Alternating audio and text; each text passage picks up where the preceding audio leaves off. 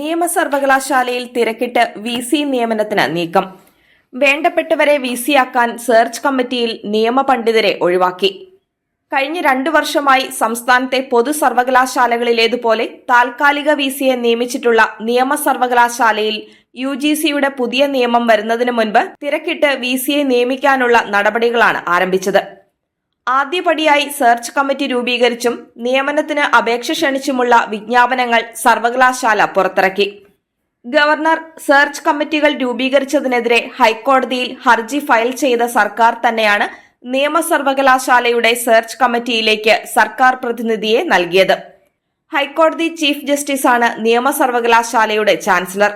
നിയമസർവകലാശാലയുടെ നിലവിലെ നിയമത്തിൽ ചാൻസലറുടെ പ്രതിനിധി കമ്മിറ്റിയിലില്ല. സർക്കാർ പ്രതിനിധി, ബാർ കൌൺസിൽ പ്രതിനിധി, യു.ജി.സി പ്രതിനിധി എന്നിവരെ ഉൾപ്പെടുത്തിയാണ് സെർച്ച് കമ്മിറ്റി രൂപീകരിച്ചത്. യു.ജി.സിയുടെ പുതിയ കരട് ചട്ടത്തിൽ സർക്കാർ പ്രതിനിധിക്ക് പകരം ചാൻസലറുടെ പ്രതിനിധിയും യൂണിവേഴ്സിറ്റി പ്രതിനിധിയും ഉണ്ടാകും.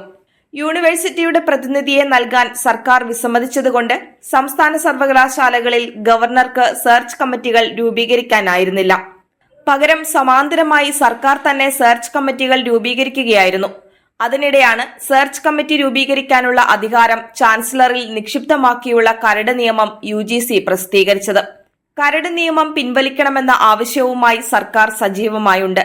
നിയമസഭാ പ്രമേയവും പാസാക്കിയിരുന്നു. നിയമസർവകലാശാലയ്ക്ക് സമാനമായി നിലവിലെ നിയമപ്രകാരം സെർച്ച് കമ്മിറ്റികൾ രൂപീകരിച്ച് സംസ്ഥാനത്തെ മറ്റ് സർവകലാശാലകളിലും വി.സിമാരുടെ നിയമനം നടത്താൻ സർക്കാരിന് താൽപര്യമുണ്ടെന്നതിന്റെ തുടക്കമാണ് നിയമസർവകലാശാലയിലെ സെർച്ച് കമ്മിറ്റിയുടെ രൂപീകരണമെന്ന് അറിയുന്നു. എന്നാൽ കമ്മിറ്റികൾ രൂപീകരിച്ച ചാൻസലറുടെ നടപടി ചോദ്യം ചെയ്ത് ഹൈക്കോടതിയിൽ സർക്കാർ നൽകിയ ഹർജികൾ നിലവിലുള്ളതുകൊണ്ട് പുതിയ യു.ജി.സി നിയമം നടപ്പിലാക്കിയ ശേഷം വി.സി നിയമന നടപടികൾ ആരംഭിച്ചാൽ മതി എന്ന നിലപാടിലാണ് ഗവർണർ.